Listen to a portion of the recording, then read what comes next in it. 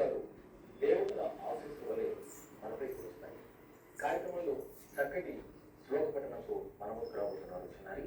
ఆ ఫలితం. ఓం నమో వెంకటేశాయ. నా పేరు పార్థాదిత్య. నేను శాండోన్ నేషనల్ పబ్లిక్ స్కూల్ నుండి 3వ తరగతి చదువుతున్నాను. ఇవాళ నేను మోక్ష సన్యాస యోగం నుండి 10 శ్లోకాలు చెప్పబోతున్నాను. అర్జున ఉవాచ సన్యాసస్య మహాబాహో తత్వమిచ్ఛామి వేదితుం త్యాగస్య చ ఋషికేశ ఉదక్కేసి విశూదన కామ్యానాం కర్మణాం జ్ఞాతం సన్యాసం కవయో విదుః సర్వకర్మఫలత్యాగం ప్రాహుస్త్యాగం విచక్షణః త్యాజ్యం దోషవదిత్యేకే కర్మ ప్రాహుర్మనీషిణః యజ్ఞదాన తపః కర్మ నత్యజమితి చాపరే నిశ్చయం శృణు మే తత్ర త్యాగే భరత సత్తమా త్యాగో హి పురుషవ్యాఘ్ర త్రివిధః సంకీర్తితః యజ్ఞదాన తపః కర్మ నత్యజం కార్యమేవ తత్ యజ్ఞోదాన తపశ్చైవ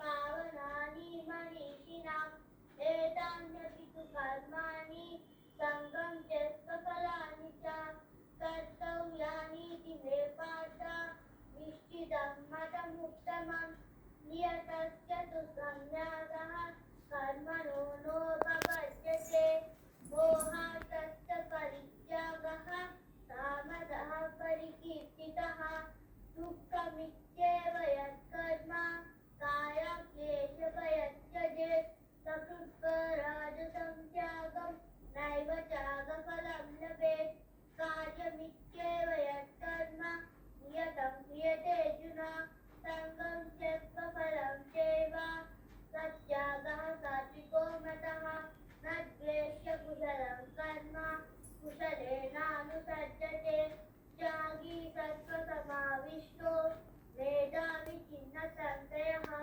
ధన్యవాదాలు. గురువు చిన్నారి గురించి ఇచ్చినటువంటి ఈ శ్లోకం గురించి మాకు తెలియజేస్తారా? చిన్నారి, భగవద్గీతలోని మోక్ష సన్యాస యోగంలో 10 శ్లోకాలు, ప్రధానమైనటువంటి శ్లోకాల్ని చాలా చక్కగా పఠించాడు ఈరోజు. భగవద్గీత ప్రధానంగా కూడా ఉన్నటువంటి 18 అధ్యాయాలలో 3 ప్రధానమైనటువంటి భాగాలు ఉన్నాయి. కర్మషట్కము, భక్తి షట్కము, జ్ఞాన షట్కము అని.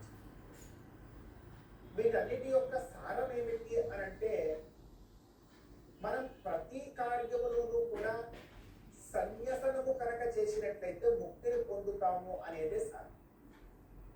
అయితే మరి సన్యసనం చేయడం అంటే ఎలాగా అంటే, దీని సారం కర్మ ఫలత్యాగము చేయడం. ఈ కర్మ ఫలత్యాగం చేయడం అంటే ఏమిటో ఈ అబ్బాయి ఈ రోజున పఠించినటువంటి ఆ 10 శ్లోకాలలో అంతర్లీనంగా చాలా గొప్పగా కూడా ఉద్బోధింపబడి ఉన్నది సాక్షాత్తు భగవానుడైనటువంటి ఆ కృష్ణ పరమాత్మతో. ఇవి ఎంతో ప్రధానమైనటువంటి శ్లోకాలు భగవద్గీతలు. ఈ శ్లోకాలను పఠించినటువంటి ఈ చిన్నారికి ఆ భగవంతుడి యొక్క అనుగ్రహం సదా సర్వదా ఎల్లవేళలా ఉండాలి అని మనసారా కోరు. బాలముకుందం కార్యక్రమం